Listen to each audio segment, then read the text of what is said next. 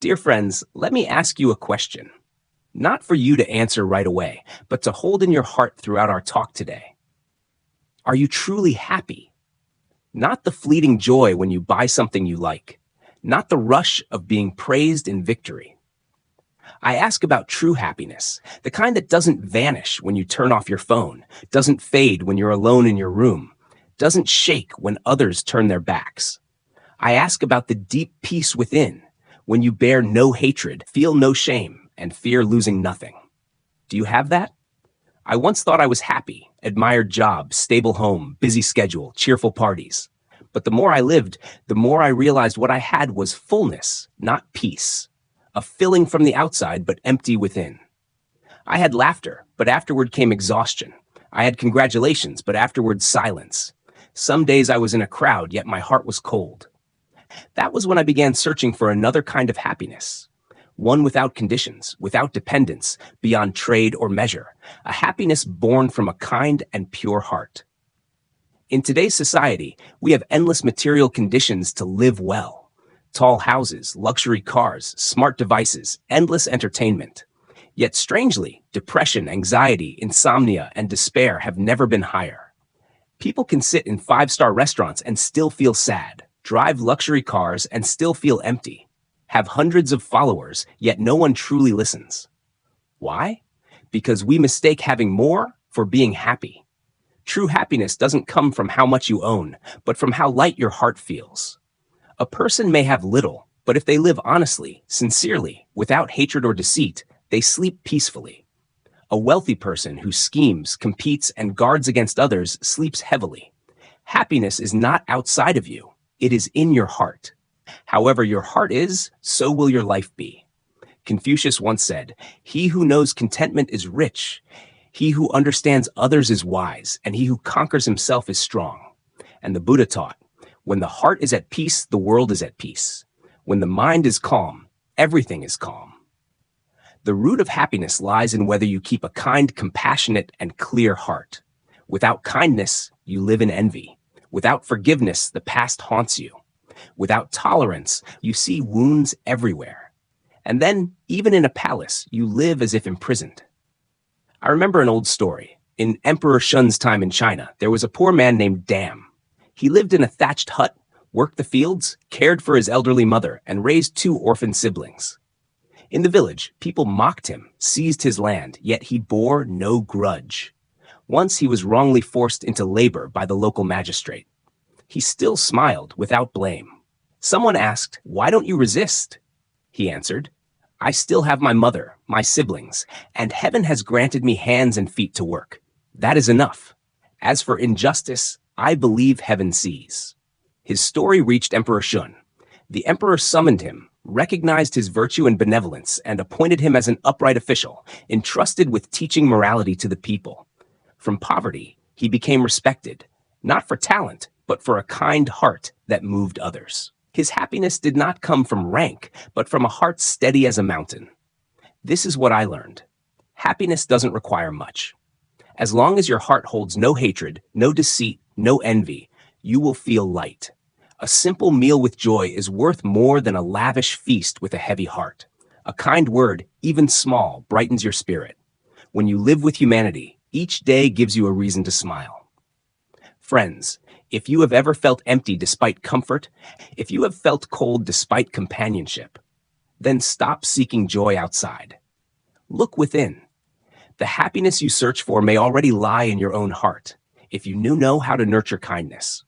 If this video touches something in your heart, please save it or share it with someone who needs it. Who knows? A short video may change a whole life. Dear friends, we have seen that happiness is not in outer abundance, but in inner serenity. And if you ask me, what is the root that allows a person to live peacefully in all circumstances, I would answer without hesitation. It is kindness. Kindness is not shallow goodness, not temporary pity or an act for praise. Kindness is a quality radiating from within a person who lives uprightly, cares for others, and always leans toward what is right. It needs no words, no proclamation, yet anyone who meets them feels warmth and peace. Kindness is like a small flame in the winter night, not dazzling, but enough to warm. quiet, yet enough to guide. I once met a street vendor woman at a small market. She had nothing luxurious, just a basket of guavas, a few bundles of water spinach, and a toothless smile. But what I remember forever is when she gave her last bundle of vegetables to an old beggar shivering nearby. The beggar trembled with gratitude, and the vendor simply smiled. I'm old too. I know the hunger and cold. No one filmed it, no applause. But I stood there, moved. I felt something warm, real, as if a flame had just been lit amidst the rushing crowd. Do you see? People who live with kindness live lightly. They don't compare, don't seek revenge, don't demand too much. They act with a clear heart, so whatever the result, they remain at peace. Those without kindness, even when doing right, feel uneasy, because their hearts carry greed, rivalry, and calculation. But the kind person does good not for praise, but because it is right. That is why they are happy, even unseen. Confucius said, "The benevolent, even in desolation, find joy. The unkind, even in prosperity, feel lonely." I find this true in every word. For kindness is the foundation of serenity. It helps you forgive instead of hate, yield instead of fight, cherish instead of judge. And these very things are the most precious medicine to heal the human heart in this fast, wounded world. I once read a short but profound story. A man patched tires by the roadside. One stormy day, he helped a young woman fix her bike for free because she had no money. Years later, he had an accident and was saved by a famous doctor who took no fee. When he awoke, he realized the doctor was that very young woman. He had forgotten, but she had not. This is the miracle of kindness. You sow a good seed, seemingly unseen, but it blooms where you least expect when you need it most. The Buddha taught, plant one good seed and it may dissolve 1,000 evils. Because within kindness lies compassion, forgiveness, and light. When you plant kindness into life, you plant salvation into your own soul. I know, sometimes kindness seems costly. You help and are not thanked. You live honestly but are misunderstood. But friends, kindness is never wasted. The good you sow does not vanish. It gathers into invisible blessings, protecting you when life is hardest. So if today you wonder how to live rightly in a world of turmoil, start simple. Nurture kindness. No need for greatness. Just hold back anger when it rises. Share when you see someone in need. And keep a heart that harms no one. And you are already walking the path toward true happiness. If this talk brings peace to your heart, please save it to remind yourself to return whenever you feel unsettled. My dear friends, we have often spoken of benevolence, but let us pause for a moment and reflect. What truly is benevolence? And why do I affirm that it is the root of a life filled with peace and happiness? Benevolence is not shallow sympathy, nor is it a fleeting kindness that comes and goes like a sudden shower. Benevolence is a steady, quiet current flowing from a heart that understands, loves, and cares without demanding anything in return. A benevolent person acts not because others deserve it, but because they choose to live true to the way of being human. Not because the world is good to them, but because within their heart there is light and compassion. Benevolence is when you see another's suffering and feel their pain, even if it has nothing to do with you. It is when you help someone stand up, not for praise, but because you cannot bear to watch them fall. Confucius said, "Renje ai ren." The benevolent person is one who loves others. But this love is not just personal affection. It is a vast love that transcends hatred, divisions, and social ranks. The benevolent do not see enemies, only fellow beings who suffer. They do not see anyone as lowly, only as once fragile. And such a vision brings them an inner peace because they no longer desire to be above, to defeat, or to punish anyone.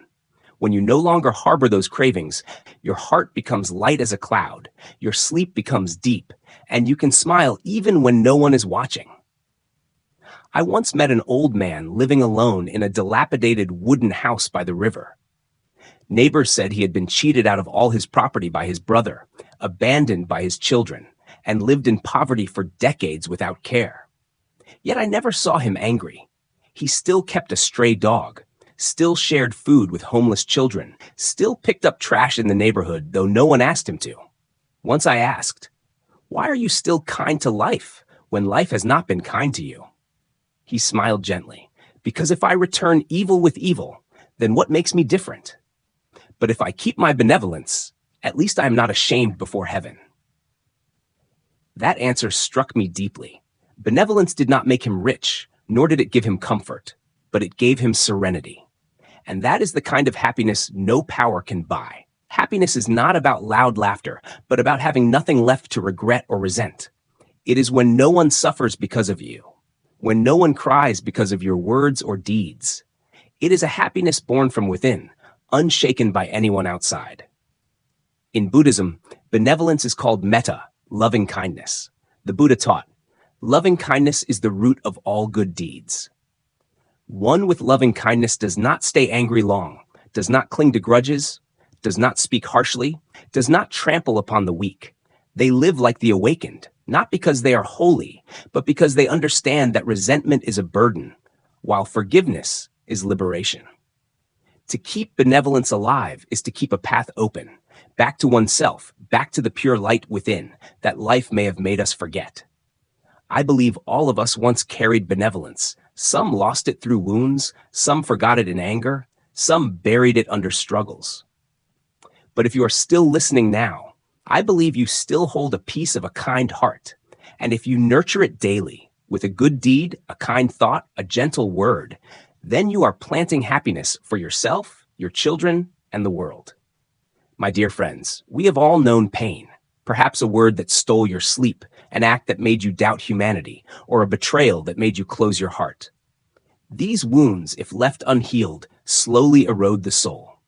But let me say this. When you awaken benevolence, you open the door for light to enter and transform pain. I remember the story of Lan, a middle-aged woman I once met at a charity gathering. She told me that 10 years ago, she had what seemed a perfect life. Happy family, stable job, good children. Until one day, her husband left her for another woman after a failed business, leaving her with debts and 2 young children. She collapsed under grief, anger, and despair. At times, she thought of ending her life, just to escape the burden and rage. Yet she did not. One day, by chance, she heard a Dharma talk about patience and compassion. She broke into tears. From then on, she began to rebuild her life, not for anyone else, but for her children. She said, I realized that if I kept hating, I was only poisoning myself and passing pain to my children. I had to forgive, not because he deserved it, but because I didn't want to live imprisoned by the past. She started small. More time with her children, cooking for neighbors, planting vegetables on her balcony.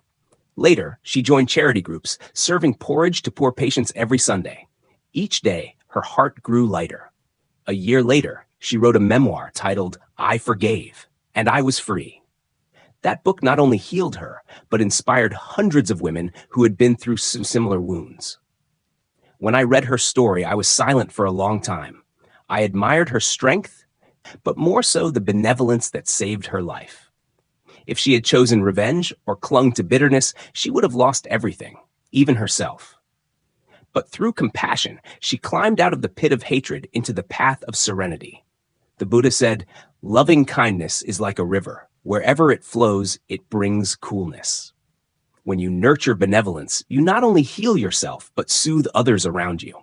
When you stop competing, envy fades. When you stop shouting, people listen.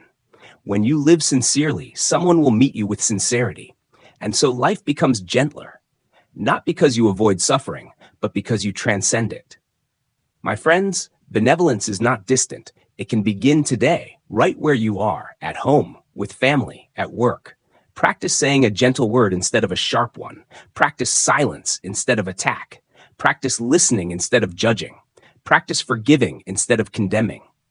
You don't need grand gestures to change the world. Just change the way you treat one person, and the world within you will change. If today's message has warmed your heart or made you think of someone who needs forgiveness, please share this video, like a small lamp you send into the night.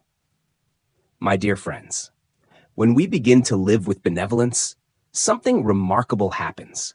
Our inner world shifts. Without reminders, without force, without trying to be good, the heart naturally grows calmer, warmer, freer to let go, freer to love both others and oneself. Benevolence is like a small seed. When nourished rightly, it will grow into a great tree, sheltering the soul whenever life's storms arrive. I too have lived through restless days, outwardly working, meeting people, smiling, but inside, anxious and tangled. At times, I lost sleep for no reason. At times, I snapped at loved ones and regretted it. At times, though life looked good, I felt no peace. I once blamed the world, pressure, hurt, change. But eventually I realized all that turmoil came not from outside, but from losing my benevolence. I had grown numb to others' pain. I compared more. I doubted more. I stopped trusting goodwill. And that hardened my heart, leaving me restless. The turning point came when I met an old monk during a community gathering.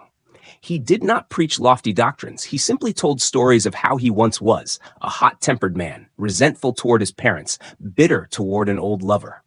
And then, after a major life crisis, he awakened. He began to practice loving those he once hated, not because they had changed, but because he realized that resentment only prolonged his own suffering. Step by step, he practiced listening without judgment, yielding even when he was right, and looking at people with gentle eyes. No one forced him. But each time he did so, he felt his heart grow calmer, like a lake once stormy, now at peace. He said a line I will never forget. When my heart began to know compassion again, only then did I truly feel alive. That sentence struck me deeply. I began to practice living with compassion, and the miracle was my inner world changed so clearly. I slept better. I spoke less, listened more. I no longer erupted with anger when others made mistakes. I could go through a busy day without feeling drained as before. And you know what? I felt softer, yet stronger. Strong in the sense that I was no longer easily wounded because my heart no longer carried bitterness. Strong in the sense that I needed no one's recognition, for I knew I was living true to my heart. The Buddha once taught, "The one who carries loving kindness wherever they go brings light with them. Even in darkness, they are unafraid." Indeed, when you live with compassion, you stop being afraid. Not afraid of being misunderstood because you live uprightly. Not afraid of being disliked because you know you harm no one. Not afraid of loss because you do not cling. Not afraid of loneliness because compassion itself is your companion, even in silence. True happiness does not come from wealth, but from the strength and peace within yourself. When you live without betraying your conscience, without harming others, without hiding anything, you will feel your heart as light as the morning breeze. And that is the deepest joy a human life can know.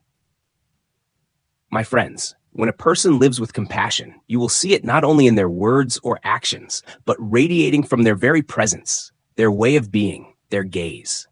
They need not be wealthy, educated, or famous, yet you can feel in them a quiet serenity, a kind of inner power, like an ancient tree that has endured countless storms.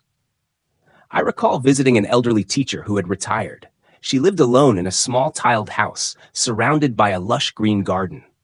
At 80, she still grew her own vegetables, raised chickens, and read books daily. But what moved me was not her simple lifestyle.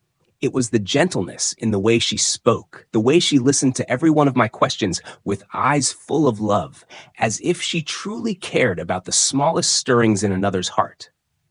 I asked her, "Do you ever feel lonely, living alone?" She smiled. "Lonely at times, yes, but not empty. Because every day I do one good deed, whether it is watering the plants, mending a neighbor's shirt, or sending a message to an old student. When you live a little for others, you forget your own lack."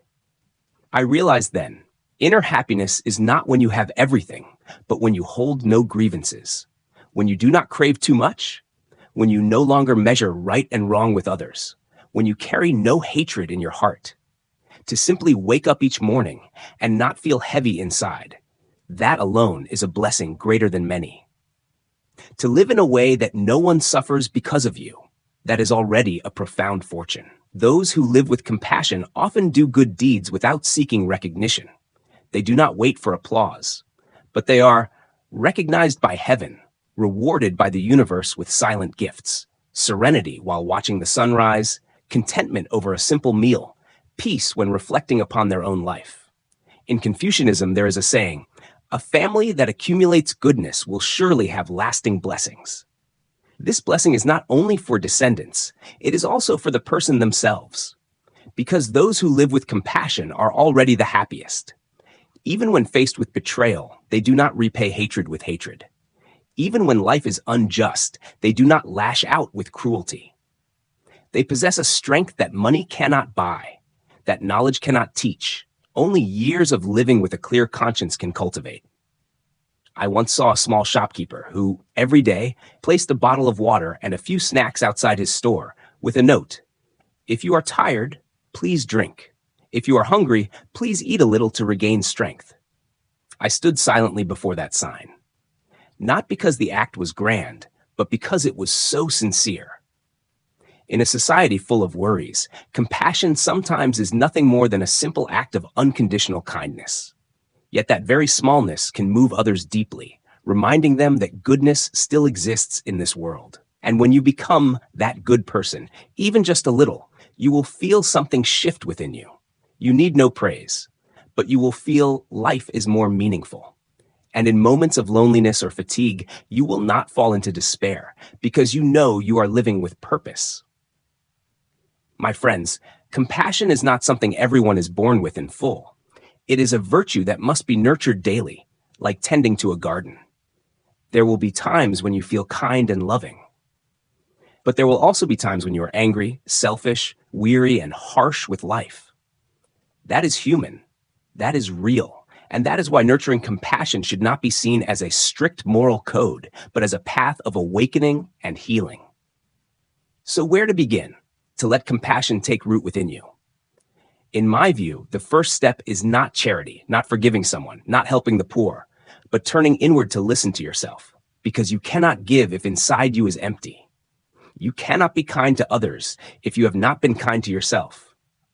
I have seen many people doing good, but feeling exhausted, resentful when unappreciated, not because they lacked compassion, but because they gave from a place of emptiness.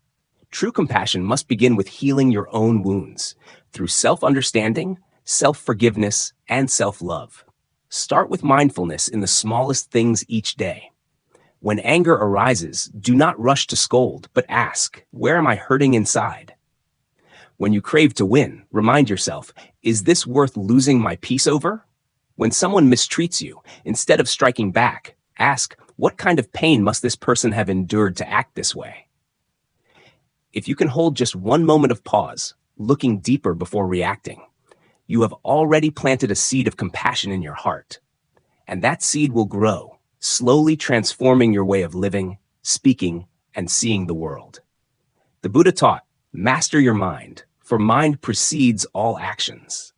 Compassion does not come from the hands, it comes from the heart, and the heart must be trained daily like a spiritual muscle. You cannot expect to become kind after a few good deeds, but you can become kinder each day if you live mindfully with every thought.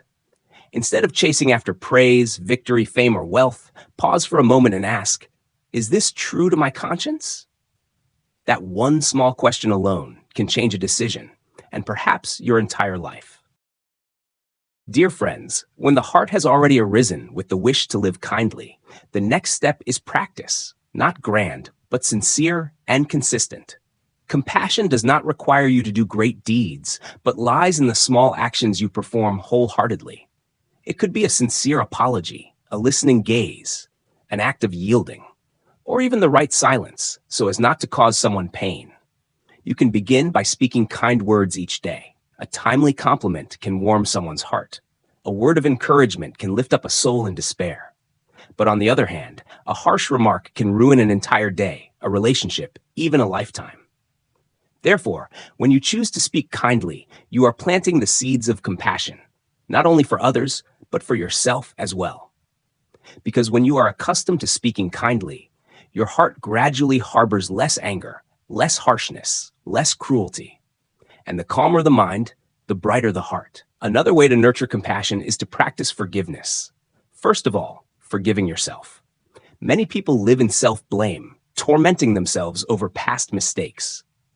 But remember, if mistakes have been recognized and sincerely repented, they too are part of the journey of growth. Forgiving yourself is the first step that gives you the strength to forgive others. And when you learn the art of letting go, you will feel lighter, freer, and more at peace. In addition, do good deeds quietly, without needing anyone to know. Help a stranger cross the street. Leave a bottle of water at your door for the delivery worker. Open the door for the elderly. Pick up trash on the road. Set an overturned chair upright. These seemingly small acts are in fact miraculous remedies for keeping compassion alive. Because when you can do good without seeking credit, it means you have overcome your ego, and that is a sign of a maturing soul. And finally, practice understanding others before judging them. Everyone carries stories you do not know. Some act poorly because they were once hurt. Some are irritable because they've lived too long in deprivation. Some appear cold because they fear being hurt again.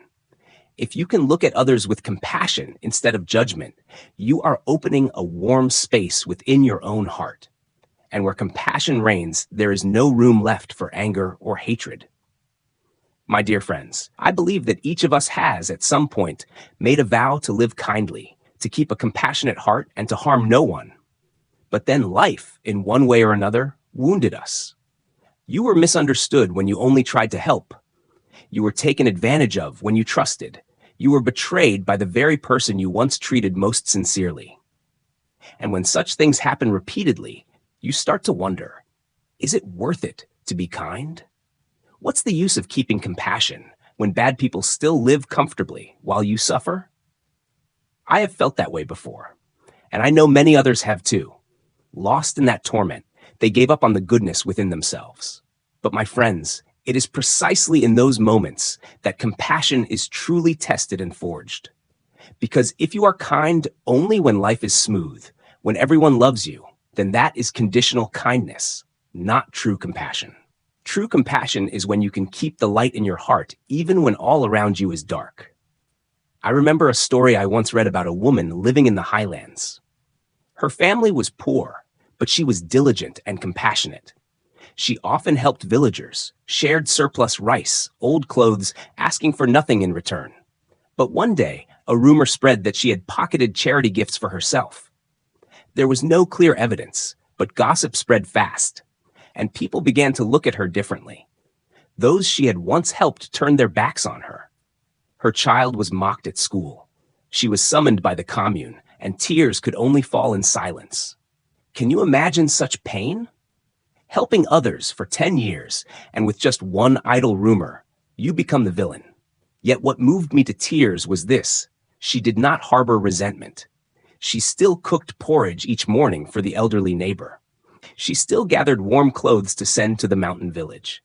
When asked why she continued as if nothing had happened, she simply smiled and softly said, "I didn't help others for praise.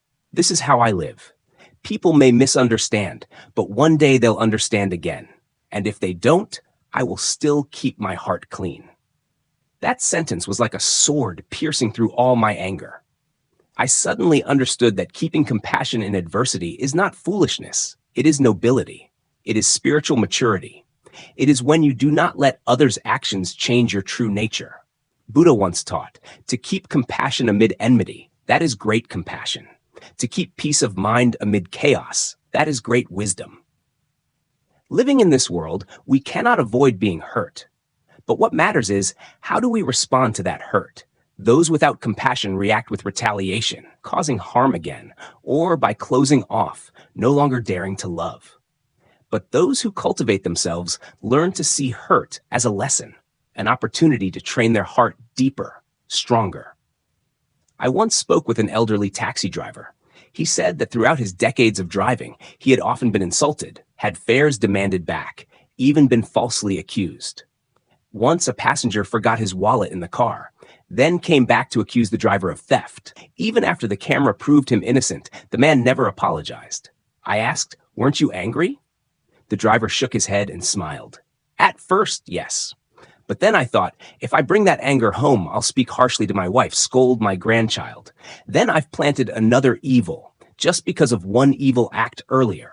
So I stopped it there. Let it end with me." Do you see? True compassion is not about never being hurt. It is about stopping that hurt with yourself, not passing it on. That is how you break the endless cycle of suffering. And at that very moment, you not only preserve your own heart, but also protect others from invisible wounds.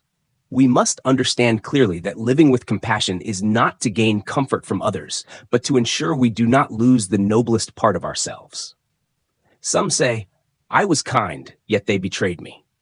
I only wish to ask, were you kind for them or for you? If for yourself, then no matter how they act, you have not lost the goodness you carried. But if for them, you will be disappointed and even lose faith in yourself.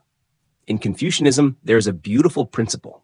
Cultivate yourself, regulate the family, govern the state, bring peace to the world. And the very first step is self-cultivation, nurturing character. Before you can do great things, you must uphold humanity in small things, and compassion is the solid foundation for every other virtue in life. So, how do we keep compassion through such trials?